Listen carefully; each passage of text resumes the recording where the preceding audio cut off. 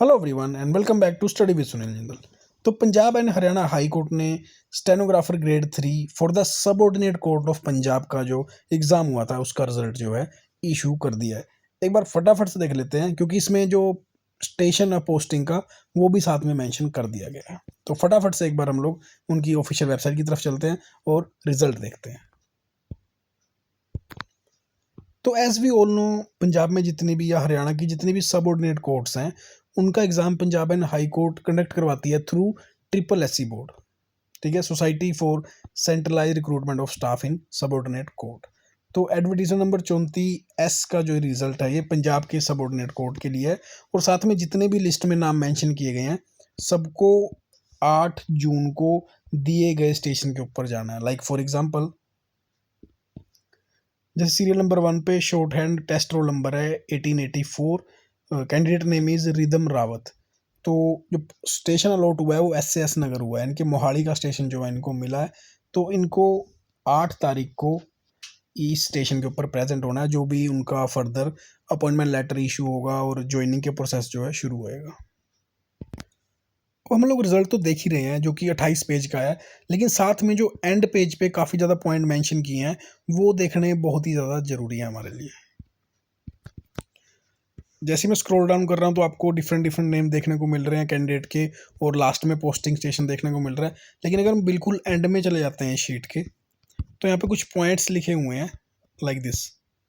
सबसे पहले पॉइंट में तो कुछ कैंडिडेट का जिक्र किया हुआ है कि इनको डिस्क्वालीफाई किया गया, तो क्यों किया गया है? Because they have failed to produce resident domicile certificate, या फिर जो भी इन्होंने कैटेगरी पर्टिकुलर EWS की या कैटेगरी मेंशन की थी उसका सर्टिफिकेट प्रोड्यूस करने में फेल रहे, या फिर वट एवर द रीज़न वो उन्होंने मेंशन कर दिए हैं। नाम नहीं लिखा है, रजिस्ट्रेशन ID लिख दिए हैं। और साथ में अगर आप लोग देखोगे पॉइंट नंबर 8, मैं थोड़ा जूम कर देता हूँ।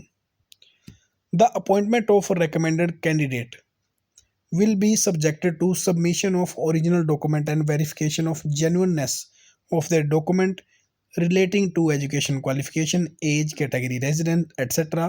by learned district and session judge concerned as per applicable rule। यानी कि जो इस रिजल्ट के अंदर अपने अपने स्टेशन मेंशन किए गए हैं, तो उस स्टेशन पे जाने के बाद आपके जो एजुकेशनल सर्टिफिकेट्स हैं, एज, कैटेगरी सर्टिफिकेट या रेजिडेंट है, उन सब की प्रॉपर वेरिफिकेशन की जाएगी, जेन्युइननेस चेक की जाएगी।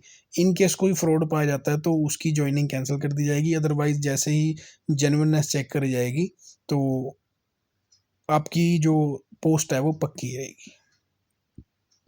जो कि इस पॉइंट में मेंशन किया हुआ है कि appointment of recommended candidate will be subjected to submission of original document. और साथ में 9th पॉइंट में मेंशन किया है कि जितने भी कैंडिडेट का नाम दिया गया है वो रिपोर्ट करेंगे 8 जून को अपने अपने स्टेशन के ऊपर, और साथ में अपने ओरिजिनल डॉक्यूमेंट जरूर लेके जाएंगे, लाइक अपना एजुकेशनल क्वालिफिकेशन के सर्टिफिकेट।